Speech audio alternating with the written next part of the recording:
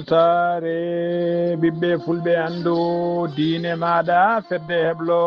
sukaɓe africa weltare tv takkusana yoni to kay hayɗi to belendin tukaɓe kay hayɗi to beelinaɓe to rindiaw to silla to sinthiou boumaka to jooke to nere yela to wolum to fondu to bagodina to ñaabina to feeralla to mbotto ko on takkusan juula ha e nder galle ceerno Yaya Dia to Mbaye ha to galle ceerno Abou Diaba Sow to beelila gawdi Wurnaye ko taari ɗum kala ene jeeya e gardini kabaruji men to leydi Mauritanie autorité ji jidde seet teɓe ndera fande Rosso ɓe duppi marchandise uji kewɗi guilay Sangaram ha e tigui fo médicament ji wondude e drogue kewɗo ɓe duppi ɗum toon to Rosso to leydi Sénégal Ousmane Sonko hoorejo suudu sarɗijo leydi Sénégal o ardima batu makko garwanigo aljuma hande o tawi ko batu hakkude makko e bureau suudu sarɗiji ndi e nder jonde he ɓe mbawi artirde des anciens ministres kay ɓe gartiri ɗumen e oɗo saaha joni gonti sarɗiyeji to leydi Mali wuuro Nioro ɓe juɓɓini tigui cérémonie on cérémonie noon ko wadde hommage kay siftorde oɗon biyetenoɗo général Sadio Camara ɓe mbawi innirde bedda bolol manggo walla bedda mawɗo e nder wuuro ngo woni avenue to leydi kedde Afrique ma en jaɓɓo musidɗo men Alassane Oumar Bothio habaruji men Jolam Jaberi ma en jaa ha to guerre Moyen-Orient kaalen e guerre hakkude Russie e Ukraine ƴen ha to leydi Iran ha to Roumanie bisimilla moon e ketki hotodirte joni piren pacciren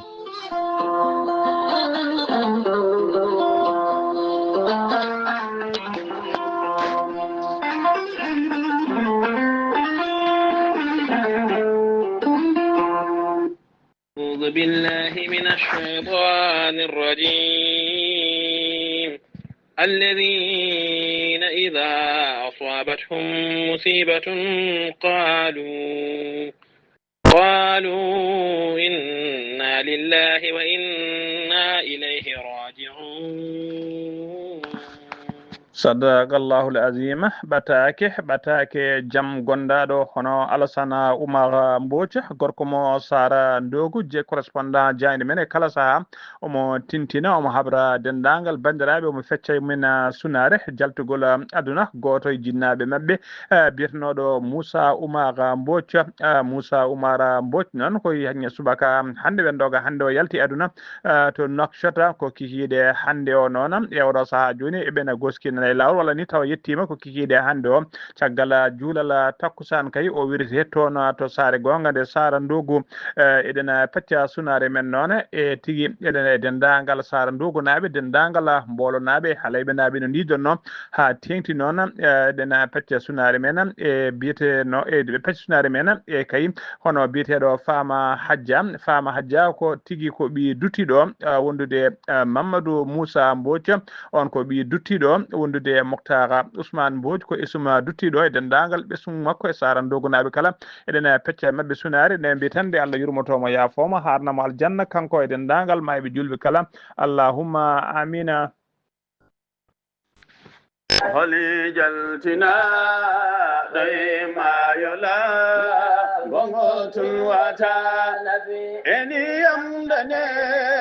jam kelalam ya rasul yumma eba manadi batake jettoro e jarnore ceerno Yaya Dia mo Mbahe omo rutta teddungal omo yetta omo jarna dendagal fedde ceerno Yaya Dia to Mbahe eko taari ɗum kono noon kadi omo rutta teddungal dendagal wuuro Mbahenaɓe no didorno omo yetta noon omo jarna laamu ngu no didorno gila maire commune o ha e député diwan o e préfet o e commandant de brigade e dendagal tawtornoɓe ɗiɗo ñalli tawi ko ñalɗi diine bannori ñande asetta capantati e ñande aletta capantati e goho tawi ko conférence mbaɗnoɗo toon e nder galle makko to Mbahe tawi kadi ko ngollo wonno 3e édition kanko ceerno Yaya Dia noon omo yetta omo jarna dendagal Mbahenaɓe dendagal almudagal e dendagal notinoɓe hen guila joom otoji adunoɓe otoji men yerlitiɓe ene gaddoya hoɓɓe ene nawta hoɓɓe kala dendagal bandiraɓe foof kadi dendagal fedde nde kadi no didorno ene yetta ceerno Yaya Dia saabu ko ɓuural tan ɓe jii hen ko ɓuural ɓe keeɓi hen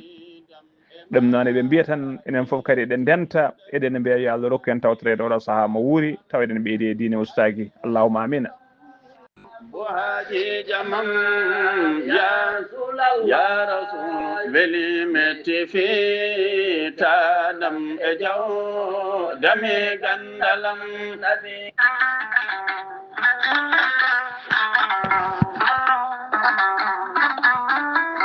an neɗɗo jambittowo ɓandu musoru ɓandu wuloru ɓandu jaadoru neɗɗo toƴiɗo mo ƴiƴam dogata e ɓandu muma joguiɗo AVC jogui cardiaque jokkodire gorel te joni joni mbiya alhamdulillah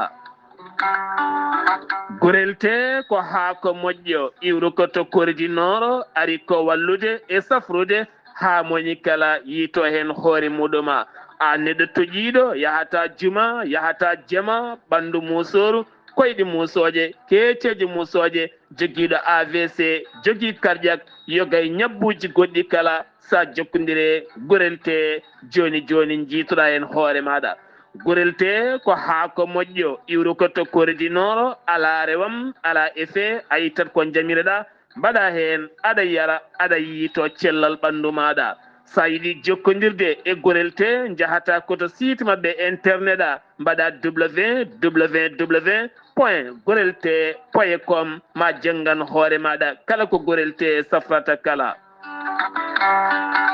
so tawi ko tonggode gorel te jiɗɗa hebde gonda koto leydi Mali Bamako jokkodirta koye Amadou Tidiane Keneme o tawete koto Badala Bogo mbatta ko 00 223 78 11 09 39 walla so tawi gonda koto ñorodi Sahela jokkodirta koye Dawouda Sare mbatta ko 00 223 72 68 11 54 so tawi gonda koto Dakar to an jokkodirta koye Baba Seka mbatta ko 77 882 71 02 so tawi noon gonda koto Zambi jokkodirta koye Abdoussalam Ba to Kittoya mbatta ko 00 260 07 62 00 93 83 so tawi gonda koto leydi France jokkodirta koye Haruna Ngayda mbatta ko 06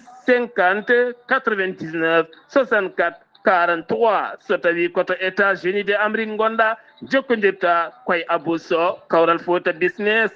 plus 1 34 77 01 56 77 musidɓe tedduɓe gorel te ko safara ɓolo tan woni muɗuma kettode kaburuji mon e ɗemgal pulaar Afrique, Asie, Europe, Amérique, Moyen-Orient, Océanie. jam ñalle moon musidɓe tedduɓe eɗen gone aljuma joyi lewru juin hitande ujunnaje ɗiɗi e nogas jeegom kabaruji mon e ɗemgal pular e sowte he ko musidɗo moon sehil moon Ghali Abouba to karallagal ha mbawona hebde en to banggue nate ɓosoje ko musidɗo men sehil men miñ men Saydou Abouba hono mbiruɗen gardini kabaruji men koto leydi Mauritanie pudorɗen to leydi Mauritanie noon jehen ha toon totti en Mbagna to Mbagna noon ko tawi tigui e keɓogal mawgal no fewi ko fate jaɓɓade ziyara aniyalla tawi ko ziyara baɗanteɗo khalifa diine wuuro ngo o woni ceerno Kodda Dioba ona ziyara noon caggal kayde dirtinno watta tigui oɗo saaha joni ko jande 19 e ñande logas lewru juin ɗo gonɗen du dendagal noon wuuro Mbagnaɓe ɗe ndiɗotno e dendagal Mbagnaɓe tawateɓe to diaspora e dendagal guure taariɗe kala hoddiɓe Mbagna e Mauritanie ɓe Sénégal kañumen dendagal almudagal dendagal seremɓe kala biyawo ashhadu an la ilaha illallah wa ashhadu anna muhammadan rasulullah ene bisma tigui e oɗon ziyara tawi ko ziyara aniyala ha joni ko leydi Mauritanie keddoɗen autorité ji judiciaire tigui tawateɓe to falde Rosso ɓe duppi alkamisa hanki o marchandise uji kewɗi no fewi tawi ko marchandise uji ɗi mbaɗaka barke ɗin marchandise noon tawi hen ko wiyete faux médicament woni médicament ji ɗi moƴƴani wondude drogue e sangara kewɗo no fewi koɓe duppi toon noon ko alkamisa hanki o ko 90 kilo tawi ko drogue wondude e tonne ene fawi tonne e fawi tigui tonne e feccere tawi ko faux médicament wondude e 5 tonnes tawi ko mbusuji woni ko wiyete sachet plastique wondude tigui e ujunnaje sappo boîte tawi ko sangara woni alcool addino golle ɗe noon duppugol oɗo matériel kay ko procureur de la république près du tribunal de Rosso e tawtorede kay autorité ji kewɗi no feewi e responsable uji du service hewɓe mbawi tawtorede ɗum ha joni ko gendi Mauritanie keɗoɗen so tawi kay ala ko faali ene ɗamina altine paaɗo ɗo kay ma hoorejo leydi ndi Mohamed Cheikh Al Ghazouani ma bismo kay o joddo e dendagal ardiɓe landaji lunde kay ɓe jima ɓe jewti toon ko heewi kay ko fati e gonka leydi ndi ma ɓe ɓurro noon yewtidde kay ko fati kay e ko fati oɗo so joni cattugol nguura kay e nder leydi he ha tengti noon kay ko fati ngabbugol cogguji taw ko gueɗe énergie gila ndelam kuɓɓam ha tigui e gueɗe baɗe noon tawa kadi oɗo saaha joni ko windere nde kala woni ko wiyete conjoncture mondial ko ɗum woni koɓe ɗamini yewtude toon ene ɗamina kadi maɓe mbawa yewtude toon kadi ko fati kay e oɗo dialogue tawi ko national maɓe mbawa yewtude hen maɓe mbawa tigui yewtude e oɗon fannu teskanoma noon tigui alarba ɓenutto o hoorejo leydi ndi o joddinoma kay e ɓeɗon tawi ko witeɓe tigui parti ji witeɓe majorité ɓe mbawino joddade alarba ɓennuɗo ha joni ko gendi Mauritanie keddoɗen biteɗo Ahmedou Cheikh Abdallah o suɓama o waɗama directeur général adjoint Bogne woni banque biteɗo Ora banque Mauritanie kanko Ahmedou Cheikh Abdallah noon o naati Ora banque kay ko guila 2015 ko guilɗen o ɓami liggade e banque ka o natirno toon noon e ngan sanga kay ko wonde chef de service de contrôle wonde chef de service de contrôle des engagements o gollima to hen noon golle paydude no feewi ha 2017 noon o noma responsable de risque opérationnel caggal ɗum noon tigui o wawi oɗo saaha joni muntude galongaji ha waɗama tigui directeur général adjoint siftinde on noon wonde Ora banque kay ene tawe nder lebbi e nder leyɗele sappo e ɗiɗi taweteɗe nder Afrique de l'Ouest ha e nder Afrique des centre kala ha joni ko gendi Mauritanie keddoɗen capanɗe jeeɗiɗo e jeetato ko tigui ɓeɗo woni ɓe hijjiyanɓe ɗigui sinim nawno tigui o waɗa hijjore men yo bongo yo suudu kaaba hitande hikka nde kamɓe capanɗe jeeɗiɗo e jeetato hajjiyankoɓe kamɓe kala noon ɓe garti toon to ɓe garti e nder Nouakchott lamorgo gendi Mauritanie ɓena capanɗe jeeɗiɗo e jeetato noon ko yimɓe taw ko gollotoɓe sinim e gollotanoɓe sinim taw ko yaaɓe retraite wondude tigui e almami tawi ko almami Nouadhibou wondude e almami Zouérat ɓeɗo kalen tawe e délégation ɓe capanɗe jeeɗiɗo e jeetato neldanoɓe hitande hikka nde yo jabango yo suudu kaaba nden laana mabɓe diwa ka noon juurima to bo wallade diwaje Tumsi Nouakchott ɓe tawi tigui yimɓe sinim hewɓe ne gaari jaɓɓademo ene gaddi kadi bisuji mumen ɓe mbawi noon nawdeɓe ha e nder hôtel mabɓe to ɓe jippina to e nder Nouakchott e ɗon hôtel noon maɓe mbalɗon jammaji ɗiɗi kay ɓe pofto ha balle ɗi garta ko adi koɓe paata ɓe paata Nouadhibou heddiɓe paata Zouérat kamɓe kala noon ɓe kolliri weltare mabɓe mawde no feewi kay noɓe ummori ɗo ni noɓe tawri toon to Arabie Saoudite ni e to Makka to e noɓe gartirni kala ɓe kolliri hen weltare ɓe kolliri kadi hay caɗele goote ala hen koɓe keeɓi ha joni ko leydi leydi Mauritanie koto leydi Sénégal paaɗena guila kay Ousmane Sonko waɗa limogé e gardigu jagoɗo leydi Sénégal gollotoɓe hewɓe kay tawi ko Pastef naɓe nana jukki kay kala saaha wadde démissionné woppude golle mumen tawi kadi ko hollirde solidarité mumen e Ousmane Sonko e hollirde mette mabɓe kay ko Ousmane Sonko itta tigui e gardigu jagorɗo e leydi ndi cakkitiɗo démissionde noon mo tinɗen on wiyete ko Samba Tall Sarr noon ko expert minier ko kanko wonno conseiller du ministre de l'énergie du pétrole et des mines ko ministère noon de Abdourahmane Diouf halfina e oɗo saaha joni ko adi noon ko Abdourahmane Diouf ene ƴetta golle mum kanko kay o siifi kayide wonde o démissionni wonde tigui ha laaɓi e oɗon poste ha joni ko gendi Sénégal keɗoɗen caggal kay nde Sénégal heɓno gouvernement mum kesso FMI woni Fonds monétaire international kolliri tigui ma nuddu mission tawi ko délégation timmuɗo to Dakar yewtidde laamu ngu jillu ngu noon wona tigui woni nder semaine de 15 juin woni tigui nder semaine mo 15 lewru juin ɗo gonɗen ɗum ko nden tigui on mission foti yettade to Dakar hono no holliri kay Julie Kozak kañum woni directrice de département de la communication FMI oɗon mission noon arata tigui ko arata kay ko caggal nde dette publique leydi Sénégal waɗɗono révisé kay wonno ko temedere sappo e goho woni 111% du PIB ɗum wonno ko fin 2023 e watti joni wonti kadi caggal ɗum waɗa hawta ko 118 piccel 8 118,8% en 2024 kanko hono Ousmane Sonko noon won gonnoɗo hoore jagorde ko leydi Sénégal ko calinoɗo kay ha sori ladde kala kay ko wiyete restructuration kay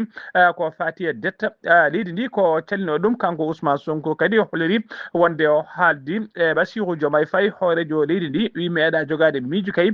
miijade kay ma jab ko wiyete tigi restructuration ko fate det ñamre ɗon ñamade none holli kay oɗo saaha joni noon hollirama tigi ma oɗo tawa ko catala bitegal FMI ma sete men yetto toon tigi e nder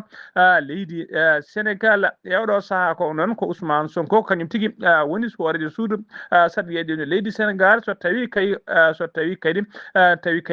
koɓe kalduno ko so tawi hoorejo leydi ndi jaɓani wadde ɗum walla so tawi ɓe jiiɗi wadde kay ko wiyete ɗum noon ene hollira kay kanko Ousmane Sonko omo jogui farsange kay hattani wawde hadde ɗum ɓennude caggal kay nde ɗum so ɗum yettinama toon to suudu sarɗiji to nde wonnoon ko kamɓe jogui majorité e nder duɗon suudu sarɗiyeji ha joni habaruji men demgal Pulaar to leydi Sénégal ha joni keddoɗen jen ha toon to Usoye noon ko hunde kay hawnide teska tigui alkamisa hanki o e nder guesa maaro to nokku to wuuro witengo wuro witengo Dejugu ene tawi nder département mo Usoye ɓe tawi kay yimɓe kay wuuro ngo ɓe tawi ko capanɗe tati dutal wondude e ciilal gotal e wondude tigui e ullundu ladde wondude dawaɗi tati e mbeewa goto foof ɓe tawi kene wonito gotel foof ine maayi ine jiibi to nokku goto ɗum noon saabima kay fayre mawde no feewi yimɓe tawateɓe e nder ndeɗon falle nden noon laamu ngu tintinama ɗum autorité ji administrative et service aji technique fi kewɗi kay mbawi arde ha toon to nokku to kay wadde constat mumen ari toon noon ko préfet mo Ousoye wondude chef de service département d' élevage wondude hoorejo nehoɓe jawdi wondude chef de poste vétérinaire wuuro witengo Lundia Wolof enquête o noon enquête gadano kay moɓe mbaɗi hen ɓe kolliri tigui eɓe cikki kay ɗum ɗo kay ko posone foti wadde ni ma woni kay kono noon kullon kala koko ñaami jiiba taw ko jiiba bannoɗo posone kay walla ko wiyete intoxication walla ko wiyete empoisonnement eɓe cikki kay ko ɗum ɗon saabi kay kono ɗo kulon tawi ko ñaam kono ko jiiba tawa ko jiiba bannoɗo posone ko ɗum walla ɓe keeɓa ko wiyete intoxication alimentaire ko ɗum ɓe cikki kono noon haɗani kay enquête jaajo udditama hen beele kay eɓe keeɓa ko laaɓi holko saabi kay koɗɗo kullon kalen tawi nokku goto ne mayde to gotel ha joni ko leydi Sénégal keddoɗen biteɗo Daba Mbodj ko debbo o ɓuuri lollude noon ko gayde makki ko militante mawɗo no feewi e landa witeka APR woni Alliance pour la République o kanko noon o ñawama aljuma hande o to tribunal de Frankland ɗi mo Dakar o ñawira noon ko haalde kay haalaluji kay ɗi pewani faade Ousmane Sonko e wiide kay ha jofade ɗum feɗendu kay yataw tumede wonani goy kadi deppade saabu kay o holliri e nder haalande makko kay wonde Ousmane Sonko tawi ko sehil mum ɓurɗo ɓattade ɗum tawama tigui ko debbati gorko kadi haaluji goɗɗi ɗi o haalno tawi koye réseau sociaux ji kanko noon o darima yeeso ñawɓe aljuma hande o suudu ndu kay en suudu ñawir noon namdino tigui hunde o sokate lebbi jeegom kono noon avocat makko wawi darade hen kay hawa taƴanama lewru woturu woni un mois tiyo omo soke tawi ko lewru mois ferme lewru ndu kay ha timma ko nder niɓɓuru o wonata ha joni ko leydi Sénégal keddoɗen Ousmane Sonko hoorejo suudu sarɗiyeji ndu leydi Sénégal o ardima aljuma hande o jonde makko kay tawi ko jonde ardade jonde jonde to susade tawi ko bureau suudu ndu bureau de l' assemblée nationale kañumen jooɗino ndeɗo jonde noon laatima jonde makko arwinide kay guila o ummi wonde hoore jagode o arti kay e suudu sarɗiɗi he o wakki lefol makko kadi o laati hoorejo suudu ndu e nder jonde he kadi ɗiɗo tawi ko wonnoɓe ministre e mennoɓe ministre uji makko e saaha wonno hoore jagorɗe e oɗo saaha joni kay yanduɓe gouvernement ɓen ɗiɗi noon tawa kadi ko gonino ko sarɗiyeji gonno ko adi kono gona jagorɗe e oɗo saaha joni ɓen ɗiɗo kala e nder jonde he bureau ngo kay felliti artirdeɓe e nder suudu sarɗiji ɓe garta tigui e sarɗiyankagal mabɓe ɗiɗo kala mbawa wakkitade kay leppi mumen sarɗiyankagal ɓen ɗiɗo noon ɓen goni biteɗo tigui hono Amadou Amadou Ba noon Pastef wondude goɗɗo wiyete ko Mamata Talla Ndaw ɓeɗo ɗiɗo kala noon ɓe kolliri kay wonde ma mbaw tawtorede kay jonde wonde tawa kadi koye mbadi sarɗiyankagal tawa noon ɓe tugni kay koye article 54 de la constitution wondude article 124 du règlement intérieur de l'Assemblée nationale mo leydi Sénégal habruji men demgal Pulaar so nommima to leydi Sénégal koto leydi Mali paadena Sadio Camara gonnoɗo ministre de la défense mo leydi Mali baranoɗo kay e fiyande jihadiste en bannoɓe mabɓe toon to kati o yalti aduna noon kono de o ɗacci kay inde mawko kay ɗacci inde makko kay ha abada e nder leydi he ñande alarba ɓennuɗo 3 lewru juin do gonɗen du wuro Nioro to wuro Nioro noon mawninama toon kay cérémonie mawɗo no feewi ona cérémonie noon ko yidde siftorde kay kanko Sadio Camara ɓe mbaɗimo toon hommage mawɗo no feewi kay moɓe jejjitamo e moɓe jejjitama kay e nder mo yejjitake ha abada e nder leydi he so tawi kay ko suɓade aveni mawɗo no feewi woni laawol tawi ko laawol jaajgol bol mangol no feewi e nder wuro Nioro ngo ɓe mbawi kay tawi kadi ngol laawol tawate koye nder zone administrative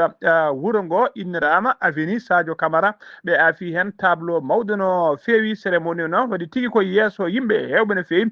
guila e autorité ji ha ardiɓe aadaji ardiɓe e diineji ardino cérémonie o noon ko gouverneur diwan o on woni général de brigade Ali Anadji ñande alkamisa hanki kadi nayi lewru juin famille makko kanko Sadio Camara e yimɓe ɓattiɓe mo e sehilaɓe makko tigui taw ko koniyankagal e woni tigui gollidiɓe makko to banggue koniyankagal kañumen kala noon ɓe mbaddi tigui ɓe mbaɗi pottital mabɓe kay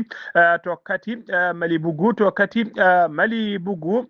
tigui ɓe mbawi toon fottidde toon ɓe mbaɗinimo kay sadak ɓe waɗnimo toon sadak mawɗo no feewi ɓe mbawi kadi sinkalitemo toon deftere Qouran tawi tigui koye mawninde balɗe 4 woni 40e jour kanko Sadio Camara ko yaltuno aduna ha joni ko leydi Mali keddoɗen région de Bandiagara teskama ndenka e kisal ene ngakki toon no feewi e nder yontere ɓe jante ɓeyde ɗe yimɓe hewɓe kay mbarama toon tawi kadi ha ɗo andaka taw hol yoɓiɗo pittali mabɓe andaka kadi holko ɓe mbarda koye ndina mbaɗi noon le parquet près du tribunal d'instruction mo Bandiagara ɓe jaltini communiqué hollirde wonde procédure judiciaire ummanama kay beele ne ande kay hol wannoɓe ɗeɗon gueɗe hol yoɓatunoɓe kay pittali ɓeɗo yimɓe hewɓe waraɓe toon autorité ji judiciaire noon ɓe kolliri tigui wonde kay ɗum fuɗɗino ko guila ñande nogas nayi lewru avril 2026 e ngan sanga noon warano on ñalawma ko joom wuro witego Doura joom wuro Doura tawi omo wiyetno Moussa Sangara ko kañuma fellono e sa kay o ummino luuma omo faati galle makko o wara noon koye dow lawol hakkude Bandiagara faade toon to Dourou ñande jamma nogas jeetati ene wetano gasi jeenayi lewru avril nde kadi ɗiɗoɓo barnoɗo o noon ko biyetenoɗo Ousmane Mantoumé on wara koye nder galle mum to wuuro witego Irijili e nder commune rural mo Kenje e nder commune rural mo Kenje on noon tawa tigui tawa kene ɗani ko ɗon tigui ɓe jooɓi fittano makko ñande 30 lewru mende mayduɗo ndu ndene kadi warano ko biyetenoɗo Habiba Yal Kouye on noon ko premier adjoint maire ko kankadi wonno conseiller central d'animation pédagogique CAP mo Bandiagara o warani kañumne wara ko e nder galle muɗum ɗum noon weeti mum kadi woni ñande 31 lewru mai ko biyetenoɗo kadi ici aka Tappali ko kañum tigui on ko conseiller de chef de village wuro tigui Banguel Tuppe ko conseiller joom wuro Banguel Tuppe kañum tigui kañumne warano o wara tigui ko sara o wara tigui kankone ko sara galle makko ɓeɗo waraɓe kala noon hay goto hen taw ala worɓe ɗumen ɓe puɗɗiɗo yitede enquête noon eɗo saaha joni ko joni enquête fuɗɗi udditade hen ko joni procureur du tribunal de Bandiagara holli tigui wonde enquête jaaƴo udditama hen beele kay waɗoɓe ɗeɗo gueɗe ɓe kay ne mbawa yitede pawe junggo kadi ndewne lawol ha joni ko leydi Mali keddoɗen to bone noon ngakkere kuɓɓam kay e mankugol deyre e kisal e nder leydi Mali ko ɗum saabi laabi kay taskama e oɗo saha joni hôtelaji kewɗi e restaurant ji kewɗi kay nana uddira seeɗa e nder leydi he restaurant tawi ko restaurant kay restaurant koye ndin mbaadi restaurant hôtel restaurant biteɗo lofto holliri kañum de ɓe pelliti ke ñande alkamisa nde wonde alkamisa hanki o ɓe kolliri tigui walla ñande arɓen ɗo ɓe pelliri tigui wonde ɓe pelliti uddude oɗon hôtel restaurant kay ɓe pelliti uddu ɗum ha laaɓa kay woni définitivement beele ɓe kolliri kay wonde oɗo saaha joni ɓe natti wawde jogade chargé hôtel restaurant lo lofto noon ko uddita tigui walla mbiyen fodde duuɓi nogas jeegom joni omo tawe e nder leydi Mali ha joni ko leydi Mali keɗoɗen jen ha toon to Ségou caggal kayde tina hewɓe kay yeytoɓe carburant ina ɓeyda kay ko fati prix ji woni cogguji carburant guila essence ha gasoil kala procureur de la république près du tribunal de grandes instances mo Ségou o holliri tigui wonde holliri en mette makko no fewi kay o erima dendagal yeeyoɓe carburant guila e pompisaji ha e joom station kam e sodoɓe gasoil biɗoŋaji ene jeetoya banggue kala o holliriɓe kay tigui yoɓe mbat attention ɓe dartin ɗum ɓe jeeya prix ji jamiraɗo yoɓe jeeri yo yeeyɗi omo weeɓe noon hey jala saabu kay kala nanggaɗo kay ene ɓeydi mbuuɗu gotu kay e ko laamu ngu yamiri yo jomum andu koko fawate ko amre fawno ha forti koyɗe saabu kay jomum ne wawi ñawede soke ha duuɓi tati kadi ne yoɓa amande ko famdi kala haɗa yaha ha temedere amande ne wawi yaade ha temedere million ha joni ko leydi Mali keddoɗen laamu leydi Mali ɓe jaltini alkamisa hanki o jeenari tekkunde feewi ɓe jaltini kay tati piccala joyi woni 3,5 million tawi ko haalis dollar ɓe pawi ɗum e tabal ɓe mbi oɗo haalis noon kala kay gaddanɗoɓe hoore kala kay barɗo oɗo biteɗo Iyag Aqqali walla tigui dokkuɗomo information haaɓe mbawi fawde makko junggo ko kañum jeeyi ɗiɗon haalisaji Iyag Aqqali ɗon kañum woni mawɗo Al-Qaïda e nder Sahel ko kanko ardi kadi catala bitegal groupe de soutien de l'islam et aux musulmans ko tigui ancien diplomate ko chef de rebelle Touareg inde makko noon en tawe kay e liste tawi ko liste noire ɓe dowlaji d'identité Amérique waɗi kay taw ko terroriste uji ɓurɓe yiilede e oɗo saaha joni e nder leydi he kanko Iyag Aqqali mbiɗen laamu leydi Mali yaltini 3,5 million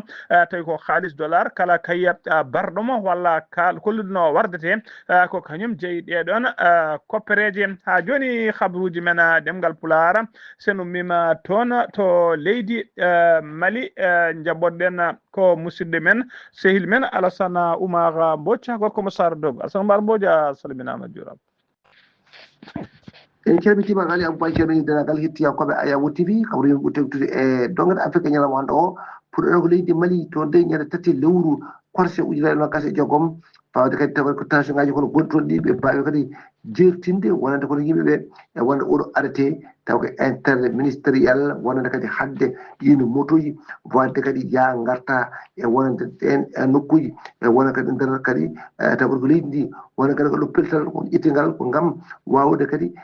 wadde kadi hadde ɓeɗo e wonande kadi takkode kadi ko ɓe waɗi buniyankoɓe wonata groupe aji ene waɗi kadi ko to gonɗi toon ɗi ene gowni beedi hono yimɓeɓe gam kadi ustude kadi wonɗen caɗele kadi e hadde won ɗiɗo motoji mbawde kadi yaade e garta e wonde dowri ndi e wonande kadi ɗo pellital ƴettingal e ɗum ma mbawa kadi wadde kadi wonɗen gueɗe ko fati kadi haɓade ɓen waɗe buriyankoɓe waɗoɓe kadi kamtodirde wonande kadi toon nde tawno wonde ma won joni waɗande kadi ɗen gueɗe kaɗaɗe yetteɗe won capanɗe tati e jeenayyi taw ko sitte wonande kadi ɗen taw ko nokkuji ɗi ganduɗa hoorema ha nande ko fati ɗin dune goni toon ɗi gam ɓen kadi waɗa buniyankoɓe moltade e ɗen leɗɗe gam wadde kadi wonɗen groupe aji taw ko terrorisme ɗum fof ko yidde kadi ustude ɗum ɗon ɓe mbawi kadi ko hattude yimɓeɓe e oɗo saaha wadde ɗeɗo gueɗe ɗe ganduɗa hoorema ko tampinoje kono yimɓe ɗeɗo ko toon to Somalie ene wadde ko toon wonande kadi ko taw combaji gontoɗe taw combaji kadi baɗɗi toon ɗi wonande jamma alarba ene jogi alkamisa 4 lewru no goɗɗo toon to Mogadiscio wonande kadi fatti kadi e ittugol wonɗen gueɗe ha tengti noon ko fatti kadi jaggudal kenoɗo hen ene waɗa asman o foof ha wonti ko curki no fewi won taw police Somalie on ɓayini wonde koɓe mbaɗi kadi taw ko opération mawɗo fatti kadi e ɗen ministre en ene waɗa oɗo opération taw ko sécurité wonande kadi gueɗe mawɗe no fewi e ɗebbo jowtiɗe ko fatti e toon to capital ha wawi kadi kadi gila kay gere borotoddi ko fatti kadi e dillinde orto taw public o wonta to leydi wonta to capital o ɗum ko darde mantinde waɗande ngam waɗede kadi ɓen taw ko ministre en taw ko wonde ko joguitiɓe ha tii e wonde wadde wonɗi njenguji toon to centre to wona ɗen leɗe wonata ko capital o ɓe mbawi waɗi ɗum police o waɗi wono bayinaw wona kono jawgal ko fati o Somalie taw ko fatti e ndenka taw kadi ko tuumi ko ancien premier ministre taw ko Hassan Ali Ker wona kadi e nder kadi jinnoɗo wadde derguite taw ko laamu ɗum ɗon woni ngal ɗon piltal mawgal ɓe jogui toon ngam haɓade hono ɗum ɗon ɗo ko Cameroun ene wadde ko ɗo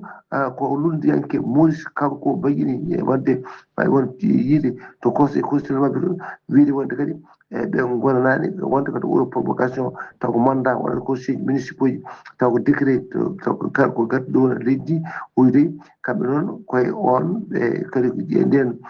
tawat ko lunani ko ɗon tawat ko on article ɓe mbawi kon tengtinde kamɓe lunnogo ngam wiide wonde alaa taw ko ɗum ƴeewe no moƴƴi wawa kadi rewnede ko lawol ɗo ko projet ko fadi kadi république démocratique mo Congo wawi won uddide en alkamisare 4 lewru ndu gonɗen ɗu taw projet yoga kay e géruji tawat ko honiyankoɓe ene jeeya e ɓen noon on nanɗo gonɗi taw ko ancien chef d' état major SEMA woni général tué wonde ko wadde kadi kadi walla kadi oɗo joni numbi ko ancien inspecteur général taw force armée wonande RDC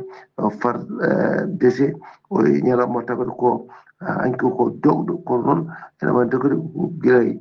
hande officier ji woni goɗɗi ɗum ɗo wi wonde ko aɓe jokki kadi ɗum ɗon kadi rewidade ɓe tawat ko hotto tawat cour militaire wonande kadi ko fatti kadi e ɓeɗo mennoɗo kadi ardade e voir tumade e gueɗe kadi cofɗe ɗe mbano toon ɗum ɗo taw ɓe ndewi nde mari aɓe dewne tawat ko lawol Ghali Abouba ko ɗum tunguɗen e dongde Afrique ñalawma ɗo taw wonɗo koye dande musidɗo gon Arsuno Mboji gorko mo Sando ngam weltare Ayawu TV. Alassane Oumar Mbodji golle ma jooɗi peewi ko an uddi kabaruji men e nder dongre Afrique takkusan juulama ha to galle ceerno Amadou Tijani Alpha Silal Ba to Moderne ha to galle makko Sama Sa Kilinkara ka heeɗi ko on takkusan juula ha to galle ceerno Abdourahmane Dia to PK 8 Nouakchott ha to Darila Barka ko on takkusan juula ha to galle ceerno Yaya Ba to Richard Toll e ko taari ɗum kala kabaruji men jolam jaɓɓiɗi ko alten ko guerre Moyen-Orient caggal kayde Beyrouth e leydi Israël ciifondirde noon ko wiyete cessez-le-feu woni dartinde fiyande tawa kadi nden sifande ɓe ciifondirno ɗum ko toon to Washington to dowlaki tentude Amérique nden sifande noon ɓe ciif ɓe mbaddi déclaration kamɓe e leyɗele ɗiɗi ɓooyani ko ɗon tigui ministre de la défense mo leydi Israël hollir tigui wonde hayso cessez-le-feu stafama walla sifama hakkude mabɓe kañumen ko jokkujoɓe mantiruji ɗi ko jokkoɓe wadde bombardement men to banggue site leydi Liban ɗon kay Hezbollah ene tawe ɗon ko ɗon kadi ɓooyani Hezbollah kañum e hoore mum jaltini kayit kañumne holliri kay wonde kañumen de jadani e oɗo cessez-le-feu jamma hanki o noona jamma hanki fayi wendoga hande leydi Israël ne wayno tigui ɓeydi volume ko fati e bombardement ji mabɓe ɗiɓe mbaɗi toon to leydi Liban ko famɗi kala yimɓe nayo basi hen pittali men to Liban caggal noona mbina noon calogol noona calogol mabɓe noona dartinde e ndeɗo fiyande ma ɗum kadi ene huula kay ma ɗum ɓeydu kay tinnude ko fati e tigui ko fati e plan de paix woni tigui no guerre dartori hakkude leydi dolaji tedduɗo Amérique e leydi Iran saabu kay laamu leydi Iran ne rokki condition e condition ngaji kay beele guerre on darto ha laaɓa e nder condition ngaji leydi Iran rokki kay ne tawe hen leydi Israël dartina duppude leydi Liban koto leydi Iran paaɗena manditare tawi ko mayde Imam Khomeini tafnoɗo kay république islamique de l'Iran hawri hikka ko noon manditare nde hawri koye feeta mabɓe witengo qadri noon ko fet qadri noon ko feeta kay mawninde manditare kay nde Mouhamadou Rasoul sallallahu alaihi wasallam ɓen suɓino kay Imam Ali tigui so tawi o yakde lomto tomo ɗum noon kala hitande ɓeɗon Iran naɓe e Irak naɓe wondude Irak naɓe e wondude Yemen naɓe e Liban naɓe ha to Chiite naɓe tawte kala ne kewi mawninde nde ɗon manditare so yetti hitande hikka nde noon leydi Iran foof e wonde guerre haɗani ñalawma haɗani tigui Téhéran lamorgo leydi Iran ko pep yimɓe wi yaltuɓe kay mawninde oɗo cérémonie Allah kewal yimɓe kay doggol yimɓe en yaha kilométre uji sappota ko yimɓe yaltuɓe kay mawninde ndeɗon manditare koto leydi Roumanie paadena dorona maritime ɓe leydi Ukraine kañum tigi woni ko fetti woni explosif fettande mawde no fewi to port mo Constanta e nder leydi Roumanie ɗum ko aljuma hande o 5 lewru juin hay goto mayani hen hay goto gañaki hen kono ɗum addi fayre mawde no fewi fettande nde noon waɗi koye nder to wiyete maire noir ndeɗo fettande noon waɗi tan ko balɗe seeɗa kay caggal nde dorona leydi Ukraine doron leydi Russie yanno tigui e nder leydi mabɓe ha joni koye on fannu keɗoɗen kalen guerre hakkude Russie e Ukraine laamu leydi Russie wondude e laamu leydi Ukraine ɓe mbaddi tigui gostodiral tawi ko gostodiral prisonnier ji ɗum ko aljuma hande o 5 lewru juin hitande ujunnaje 2026 tawi ko noon ko prisonnier ji de guerre hen banggue kala addi temedere capanɗe jeetati e joyyi militaire taw ko nangonoɓe ene coka woni prisonnier ji militaire le banggue leydi hen foof addi temedere capanɗe jeetati e joyyi ɓe gostodiri ɗiɗon prisonnier ji tawi tigui koye médiation woni ballal leydi émirat arabe unis musidɓe tedduɓe gasi ha laawi cer ko ɗum ɗo wonno ko min ɗoɓani noon seeɗa kabaruji mon e ɗemgal Pulaar e sowte ko musidɗo moon sehil moon Haali Abouba to karallagal ko Saydou Abouba so tawi ko roɓi ɗo kedde Afrique ko Alassane Oumar Mbodj ketkimalaki jaam yo jaam Allah jogomi jogo on